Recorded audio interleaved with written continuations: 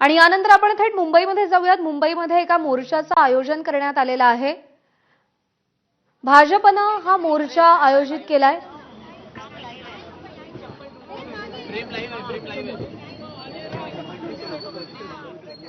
मोठ्या संख्येने भाजपचे कार्यकर्ते या मोर्चामध्ये सहभागी झालेले आहेत आणि हातात फलक घेऊन मोर्चाची सुरुवात करण्यात आलेली आहे। महिला नेत्या, महिला कार्यकर्त्या या मोर्चामध्ये आपल्याला जास्त दिसतायत।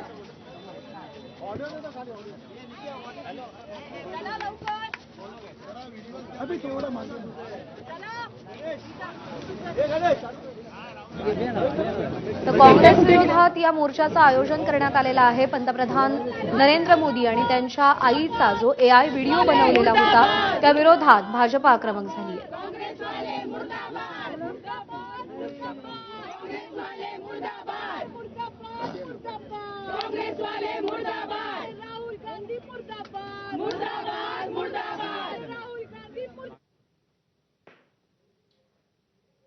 तर बिहार काँग्रेसने पंतप्रधान नरेंद्र मोदी यांच्या दिवंगत मातोश्रींचा AI व्हिडिओ तयार केल्याच्या निषेधार्थ आज भाजपकडून मोर्चाचं आयोजन करण्यात आलेलं आहे।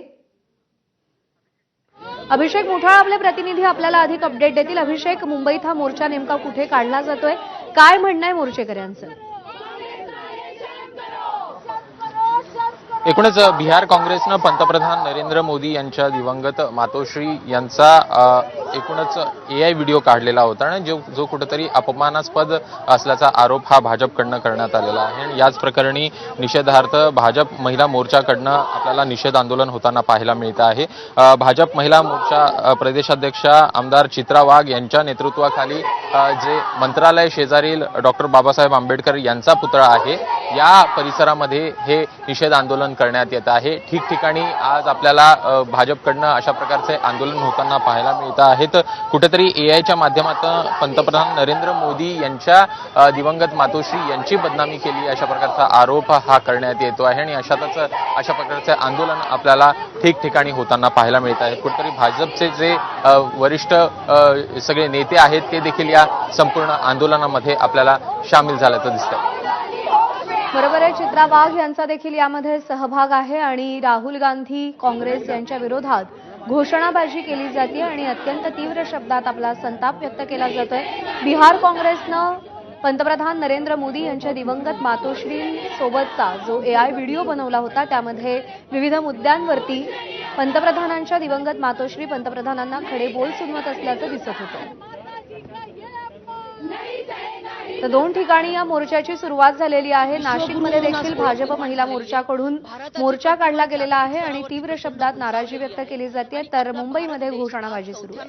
आर्थिक महासत्ताक देश बनलेला आहे हे विजनरी पंतप्रधानांच्या कार्यशैलीमुळे झालेलं आहे आणि पंतप्रधानांची वाढती लोकप्रियता, त्यांची कार्यशैली, त्यांचं काम करण्याची पद्धत हे बघून उच्च तंत्रज्ञान AI नीचतेची पातळी, अतिशय नीच प्रकारची पातळी ही या ठिकाणी काँग्रेस पक्षाने गाठली आहे। खरं तर निवडणुकीमध्ये आम्ही काय केलं आणि आम्ही काय करणार आहोत याच्याबद्दल बोललं जातं, परंतु काँग्रेसला RJDला त्यांचा पराभव आत्ताच दिसायला लागलाय आणि त्यामुळे अतिशय घटिया नीचतेची पातळी ही काँग्रेस आणि RJDने गाठली आहे। याच्या आधी सुद्धा आपण बघितलं असेल, एका व्यासपीठावरून देशाचे सन्माननीय प्रधानमंत्री यांच्या आईसाठी अपशब्द वापरले गेले। त्याचबरोबरीने 2 दिवसापूर्वी प्रधानमंत्री मोदीजींची आई, दिवंगत आई, स्वर्गवासी आई, ज्यांचा राजकारणाशी संबंध नाही अशा एका आईला, अशा प्रधानमंत्र्यांच्या आईला यामध्ये व्हिडिओ बनवून अपमानजनक असा व्हिडिओ केला। हा फक्त प्रधानमंत्री मोदीजींच्या आईचा अपमान नाही, या देशातल्या 140 कोटी आईचा अपमान आहे। आणि या पप्पूचं असं झालंय, याला याच्या आईने काही शिकवलं नाही, कसं वागायचं, काय बोलायचं हे याला माहिती नाही। भारत माता, ज्या भारत मातेला हा माता म्हणत नाही, तिला वंदन करत नाही, अशा माणसाकडनं दुसऱ्याच्या आईबद्दलची अपेक्षा आपण काय करणार. पण मला हे सांगायचंय काँग्रेसवाल्यांना, आरजेडी वाल्यांना, की हा देश तुम्हाला कधीही माफ करणार नाही. स्वर्गवासी माता असलेल्या प्रधानमंत्रीच्या आईचा जो अपमानजनक व्हिडिओ त्या ठिकाणी बनवलाय त्याचा आम्ही तीव्र तीव्र शब्दामध्ये त्या ठिकाणी निषेध करतोय. आणि आम्हाला सोनिया गांधींनाही सांगायचंय की ओ सोनिया माता, तुम्हारे पप्पू को कुछ नहीं आता.